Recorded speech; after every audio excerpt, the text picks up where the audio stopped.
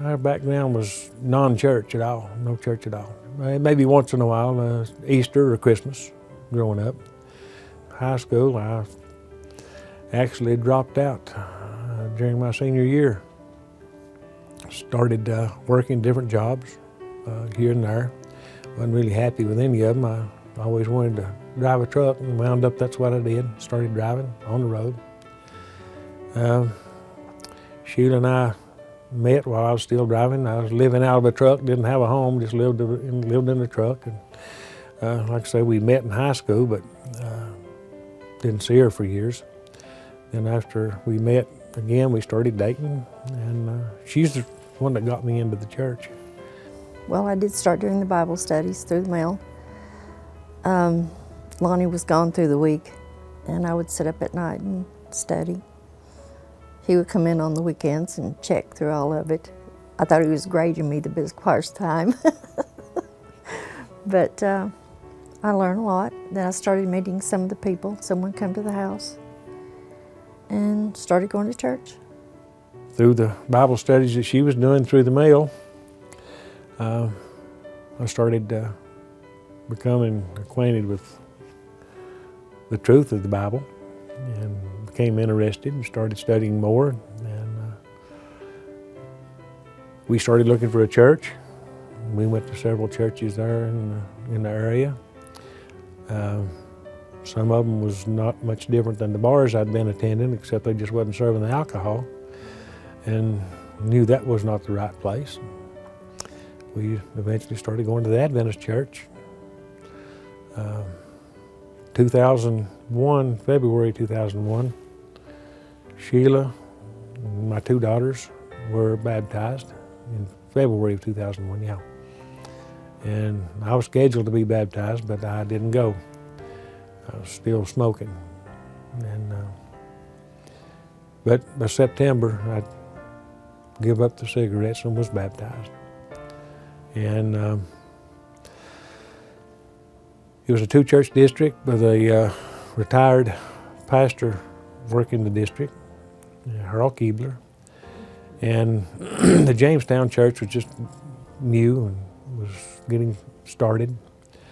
And there was not enough money from the conference to hire a full-time pastor.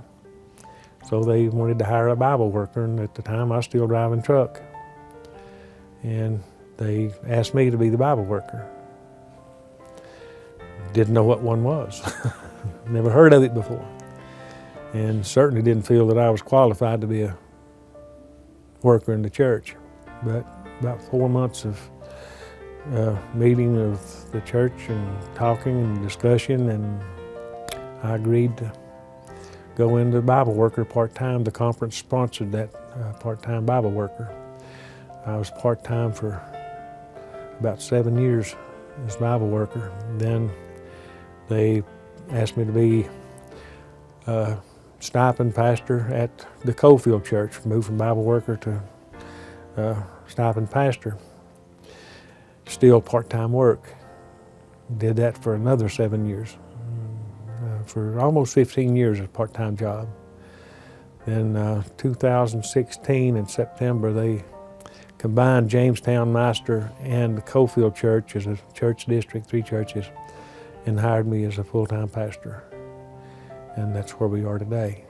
So it's been a long journey, but it's been a good one. There've been some ups and downs, but all has been good. And right here's the reason of all of it. She's what runs the show, but she's quiet about it. She's quiet about it. I've been blessed by a wonderful wife. I think God has put him where he wanted him at. And he's really doing what he likes.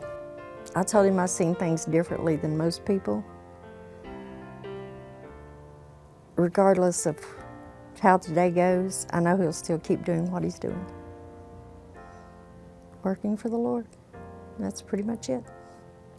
I dropped out of high school my senior year. I went to the graduation and got to see all the classmates that I went to school with from first grade through high school. I got to watch them graduate. I was there with them, but not with them. That was an important day I missed. This tops that. This is something I don't deserve. It's something I'm not worthy of, but I'm thankful for. It's the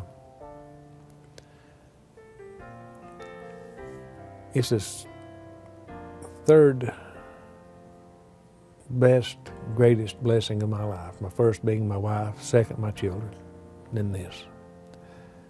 So it's hard to describe it. It's a miracle.